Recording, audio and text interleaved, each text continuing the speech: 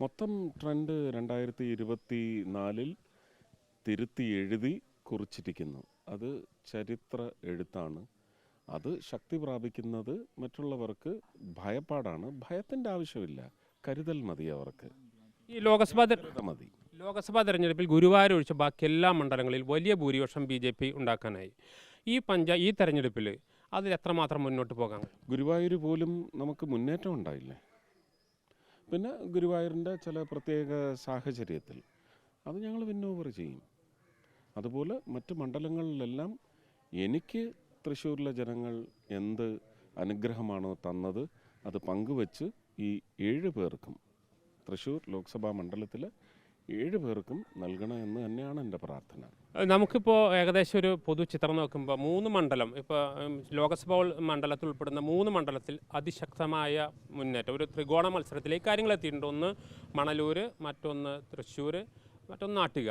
ഇതിലേതൊക്കെ സീറ്റാണ് പ്രതീക്ഷ? അങ്ങനെ ചോദിക്കുന്നതിനകത്ത് അല്ല, ഒരർത്ഥവുമില്ല. അതിന് ഞാൻ എന്തെങ്കിലും മറുപടി നൽകുന്നത് പ്രവചന സ്വഭാവം മാത്രമേ ഉണ്ടാവുള്ളൂ. ഞങ്ങളാരും ജ്യോത്സ്യന്മാരല്ല. ആരും ഇതിനകത്ത് ജ്യോത്സ്യനാവാനൊക്കത്തില്ല. നമ്മുടെ ഇന്ത്യൻ പ്രധാനമന്ത്രിക്ക് പോലും പറ്റില്ല. പ്രതീക്ഷയാണ് വയ്ക്കുന്നത്. ചെയ്തു വെച്ച ജോലിക്ക് ഒരു ആദരവ് കിട്ടും, അതിനൊരു ബഹുമാനം കിട്ടും, ബഹുമതി കിട്ടും എന്ന് പറയുന്നത് വോട്ടിൻ്റെ രൂപത്തിലാണ്. തുടരാനുള്ളത് പുതിയതായി സ്ഥാപിതമാവേണ്ട ഒരു ഭരണ പ്രത്യയശാസ്ത്രം കേരളത്തിലും എന്ന് പറയുന്ന രാഷ്ട്രീയ പ്രത്യയശാസ്ത്രം എന്ന് പറയുന്നത് നമുക്ക് രാഷ്ട്രീയ പാർട്ടിയുടെ ഓഫീസിൽ കൊണ്ട് മാത്രമേ വെക്കാൻ സാധിക്കൂ. പക്ഷേ ഭരണപ്രത്യയശാസ്ത്രം എന്ന് പറയുന്നത് ജനങ്ങളുടെ ജീവിതത്തിലേക്ക് ചെന്ന് ചേരണം. അതിനു വേണ്ടുന്ന പ്രവർത്തന മികവ് കഴിഞ്ഞ 11.25 വർഷം കൊണ്ട് സാധിച്ചിട്ടുണ്ടെങ്കിൽ അതിനൊരു വിലയിരുത്തലുണ്ടാവും. അതിനകത്ത് കുത്തിത്തിരിപ്പ് രാഷ്ട്രീയം പറയുന്നവരെ കൃത്യമായി കണ്ടെത്തി കുറവുകൾ മാത്രം പറഞ്ഞ് നടക്കുന്നവരുടെ കുറവുകൾ എന്തായി എന്ന് മാത്രം തുലനം ചെയ്ത് നോക്കിയാൽ മതി. ലോക്സഭാ തെരഞ്ഞെടുപ്പിലുണ്ടായ മുന്നേറ്റം നിയമസഭാ തെരഞ്ഞെടുപ്പിലും തൃശ്ശൂരിൽ ഉണ്ടാവണേ എന്ന് പ്രാർത്ഥിക്കുകയാണ്. ഞാൻ അന്നും പറഞ്ഞു, ഒരു വ്യക്തി എന്ന നിലയ്ക്ക് അംഗീകരിച്ചു.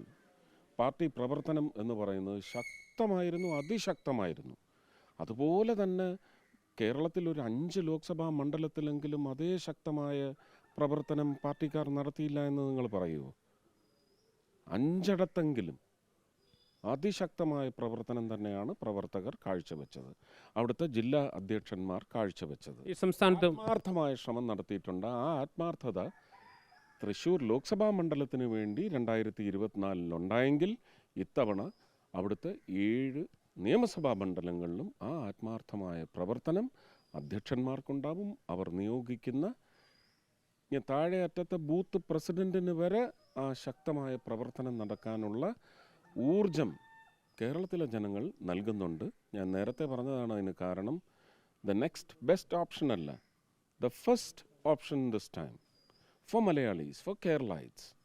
സംസ്ഥാനത്ത് BJP NDA സഖ്യം എത്ര സീറ്റ് പ്രതീക്ഷിക്കുന്നു? അങ്ങനെ ഒരു പ്രഡിക്ഷൻ സാധ്യമല്ലെങ്കിൽ പോലും പ്രതീക്ഷയല്ല, ആഗ്രഹിക്കുകയാണ്. ഭരണം എന്നൊന്നും ഞാൻ പറയുകയില്ല. പക്ഷേ ഭരണത്തെ നിയന്ത്രിക്കുന്നത് അത്യാവശ്യമായി വന്നിരിക്കുകയാണ് കേരളത്തിൽ. ഞാൻ ചോദിക്കുന്നത്, കേരള നിയമസഭയിൽ ഈ കഴിഞ്ഞ 1.5 വർഷത്തിനിടയ്ക്ക് ഒരാളുണ്ടായോ? എൻ്റെ വിശ്വാസം, അത് ഏത് മതത്തിൻ്റെ ആവട്ടെ, എൻ്റെ വിശ്വാസ സ്ഥാപനം, സനാതന ധർമ്മത്തിൻ്റെ സ്ഥാപനം, അവിടുത്തെ സ്വർണം കൊണ്ടുവന്ന് വയ്ക്കൂ എന്ന് പറയാൻ ഒരു ശബ്ദം നിയമസഭയിൽ ഉയർന്നോ? ഇതുപോലെ ഓരോ വിഷയത്തിലും ജലനിധി മിഷൻ, വെള്ളം എവിടെ വരെ കേന്ദ്ര സർക്കാരിൻ്റെ പൈപ്പെത്തി, അത് അവസാനത്തെ പൗരൻ്റെ വീട്ടിലെത്തിയോ എന്ന് ചോദിക്കാൻ ഒരാളുണ്ടായോ? ജനറൽ ആശുപത്രിയിൽ 33 ലക്ഷം രൂപയുടെ ഒരു പദ്ധതി കൊണ്ടുവന്നെങ്കിൽ രാഷ്ട്രീയം നോക്കാതെ ഇത് ജനങ്ങൾക്ക് വേണ്ടിയാണ് അയാൾ കൊണ്ടുവന്നത്, അത് ഞാൻ കോൺഗ്രസ്സുകാരനായാലും പിന്തുണയ്ക്കും, മാർക്സിസ്റ്റുകാരനായാലും പിന്തുണയ്ക്കും എന്ന് പറഞ്ഞ് നിയമസഭയിൽ ബഹളമുണ്ടാക്കാൻ ഒരാളുണ്ടായോ? അപ്പോൾ ജനങ്ങളുടെ ആവശ്യങ്ങൾക്ക് വേണ്ടി പൊരുതണമെങ്കിൽ ശക്തമായ എണ്ണത്തിൽ ഭരണത്തെ മുള്ളും പുറത്ത് നിർത്തുന്ന, മുള്ളും പുറത്ത് കിടത്തുന്ന ഒരു സംവിധാനം പ്രതിപക്ഷത്തിൻ്റെ രൂപത്തിൽ അത് ഞങ്ങൾക്ക് സാധിക്കണം. പ്രതിപക്ഷത്തെയും ഭരണപക്ഷത്തെയും നേർവഴിക്ക് നയിക്കുകയോ അല്ലെങ്കിൽ അവരെ കൊണ്ടു നടക്കുകയോ ചെയ്യുന്ന ശക്തമായ ശബ്ദമായി ഭാരതീയ ജനതാ പാർട്ടി NDA അടുത്ത നിയമസഭയിൽ ഉണ്ടാവണം എന്ന് ഞാൻ ആത്മാർത്ഥമായി ഇത്തവണ നിർണായകമായ ജനങ്ങൾക്ക് വേണ്ടി ഞാൻ അഭ്യർത്ഥിക്കുക. ഇത്തവണ നിർണായകമായ ഒരു ശക്തിയായി മാറും. ഇത്രയും ദൂരം ഞാൻ അതല്ല എൻ്റെ തൊണ്ട വറ്റിച്ചത്, അത് തന്നെയാണ് ഞാൻ പറഞ്ഞത്. നിർണായകമാവണം. കിങ് മേക്കർ എന്നൊന്നും അല്ല അതിനെ പറയണ്ട. ആർക്ക് വേണം കിങ്ങിന്? പ്രജാരാജ്യം വരണം, പ്രജാരാജാവ് വരണം. പ്രജ എന്ന് പറയുന്ന വാക്കിലും ഉണ്ട് കേട്ടോ, രാജ. വേണ്ടി വന്നാൽ അടുത്ത ഇത്തവണ ലോക്സഭാ തെരഞ്ഞെടുപ്പിലാണ് സുരേഷ് ഗോപി മത്സരിച്ച് വിജയിച്ച് കേന്ദ്രമന്ത്രിയായി. അടുത്ത നിയമസഭാ തെരഞ്ഞെടുപ്പിൽ ഒരു നിയമസഭാ സാമാജികനായിട്ട് കാണാൻ പറ്റും.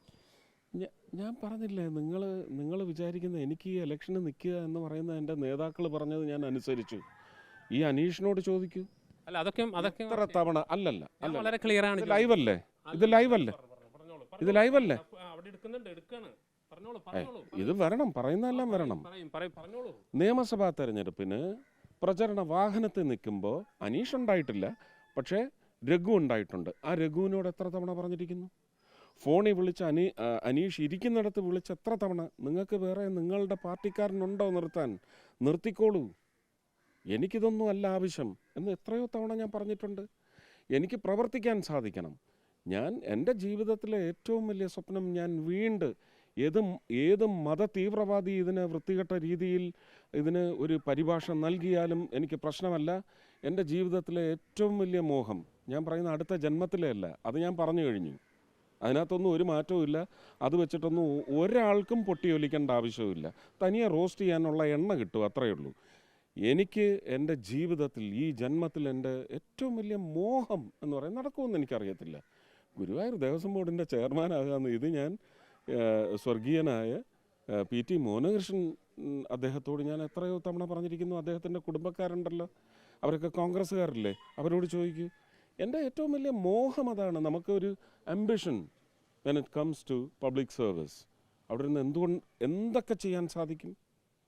അവിടെ ഭഗവാന്റെ പേരിൽ വരുന്ന കാശെടുത്ത് അടിച്ചു മാറ്റി കൊണ്ടുപോയി വീട്ടിൽ അച്ചിമാർക്ക് കൊടുക്കാതെ ഒരു മെഡിക്കൽ കോളേജ് ഉണ്ടാക്കാൻ പറ്റുമായിരുന്നില്ലേ?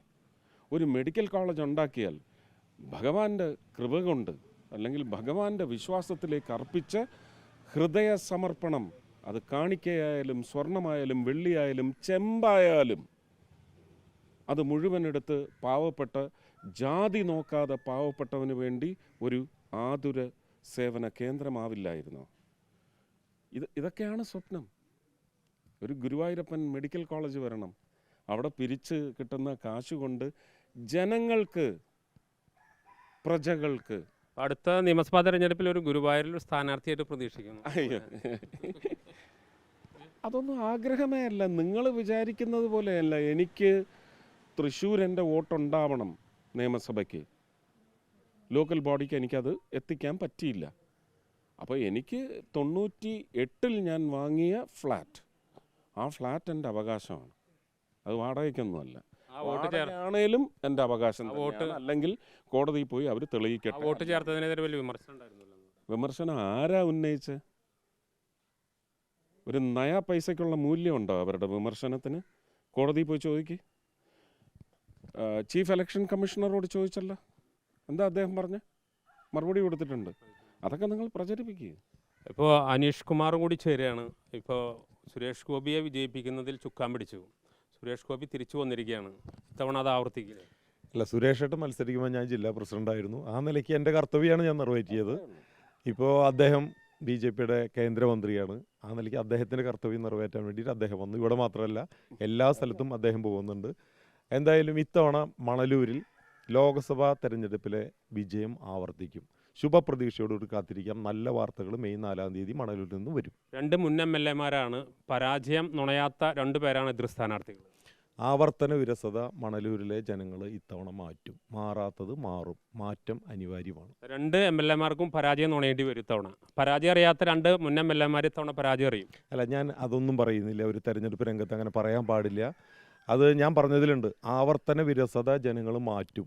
മാറ്റം അനിവാര്യമാണ്. സുരേഷ് ഗോപിയുടെയും ഭാഷ്യം ഇലക്ഷന് മുമ്പ് പ്രചരണത്തിൽ ഇത് തന്നെയായിരുന്നു എൻ്റെയും ഭാഷ്യം. എനിക്ക് വ്യക്തമായിട്ടറിയാം, ജനങ്ങൾക്ക് വേണ്ടി ശബ്ദിക്കാൻ എൻ്റെ പാർട്ടി നിശ്ചയിച്ചിട്ടുള്ള കാൻഡിഡേറ്റ്സിൽ ഇപ്പോൾ തിരുവനന്തപുരത്ത് എൻ്റെ ആവശ്യമില്ല. അവിടെ അത് രാജീവ് ചന്ദ്രശേഖറും മറ്റ് അദ്ദേഹത്തിൻ്റെ പിന്നിൽ അണിനിരന്നിരിക്കുന്ന നല്ല പവറുള്ള ആൾക്കാരാണ്. അവരത് നോക്കിക്കോളും.